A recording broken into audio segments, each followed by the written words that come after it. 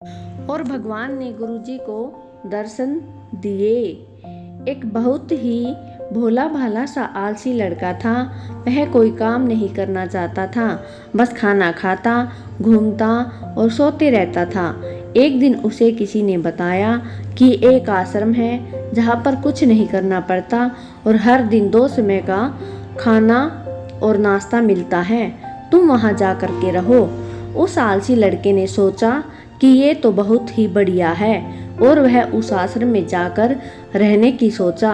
फिर वह भोला भाला आलसी लड़का अपना सारा सांसारिक जीवन छोड़कर उस आश्रम में जाकर रहने लगा। आश्रम में गुरुजी रहते थे। वह कुछ समय सबको प्रवचन देते थे। वह आलसी लड़का सुनता था, बाकी समय आराम करता था और फिर भरपेट खाना खाकर सो जाता था। ऐसे ही उस लड़के का दिन गुजरता गया। एक दिन उस आश्रम में कुछ भी नहीं बना। नाश्ते के समय नाश्ता नहीं मिला।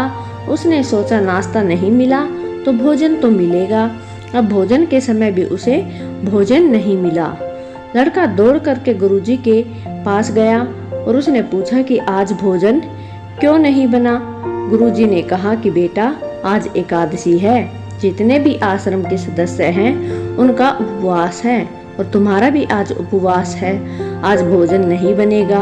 वह लड़का आलसी था और उसे भूख भी बहुत लगती थी। उसने सोचा, वह गुरुजी से बोला कि गुरुजी, मैं उपवास नहीं करूँगा, मुझे भूख लगी है, मैं खाना खाऊंगा। गुरुजी ने बोला ठीक है, जाओ भंडारे में से सामान लेकर के आओ और आश्रम में नहीं बाहर ले जा कर के बना लो, लेकिन याद रखना भोजन बनाने के बाद सबसे पहला भोग भगवान को लगाना और फिर तुम प्रसाद पाना। वह लड़का बोला ठीक है। फिर अनाज लेकर के नदी की ओर पहुंचा, भोजन पकाने लगा। भोजन तैयार हुआ तो उसके बाद कहने लगा कि भगवान श्री राम आइए, पधारिए, भोग लगाइए। अब जब उसे लगा कि भगवान तो नहीं आ रहे हैं तो फिर कहने लगा कि मुझे मालूम है आपको तो अच्छा खाने की आदत है, मैं बना नहीं पाया, मुझे अच्छा भोजन बनाना भी नहीं आता, लेकिन जो भी रूखा सूखा बना है आकर खा लीजिए। भगवान श्री राम उसकी सरलता पर बहुत ही प्रसन्न हुए और उस लड़के को दर्शन दे दिए।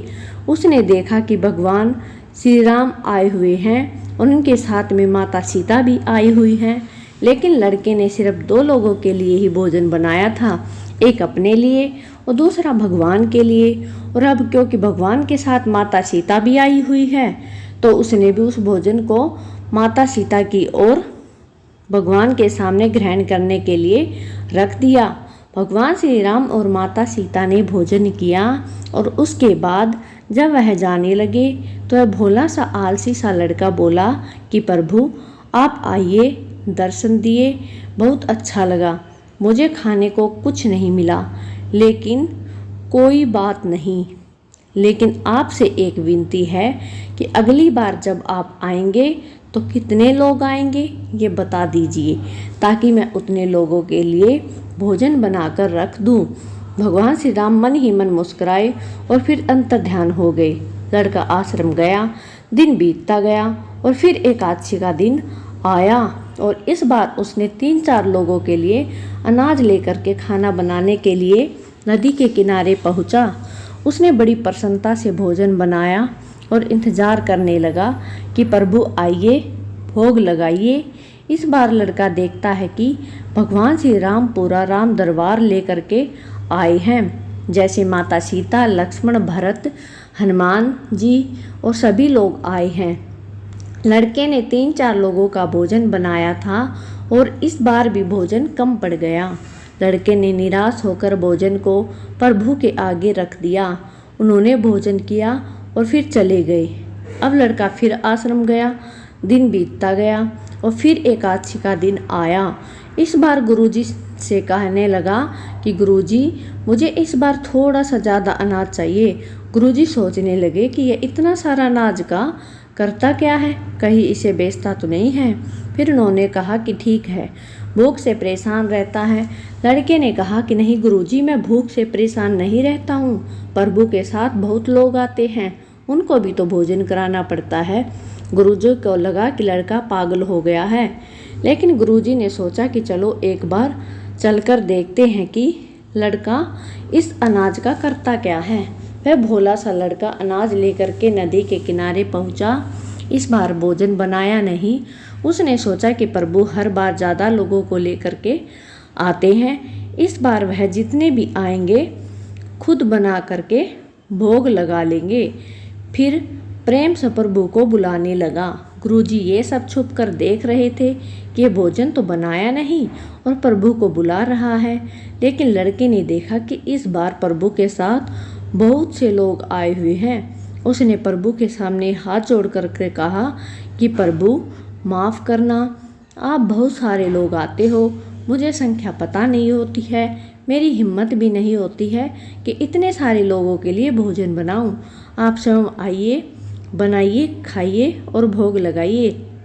प्रभु मुस्कुराते हैं और अपने साथ आए सभी लोगों के साथ मिलकर भोजन बनाते हैं। गुरुजी ये सब छुप कर देखते हैं। फिर लड़के के पास आकर कहते हैं कि तुम ये क्या कर रहे हो।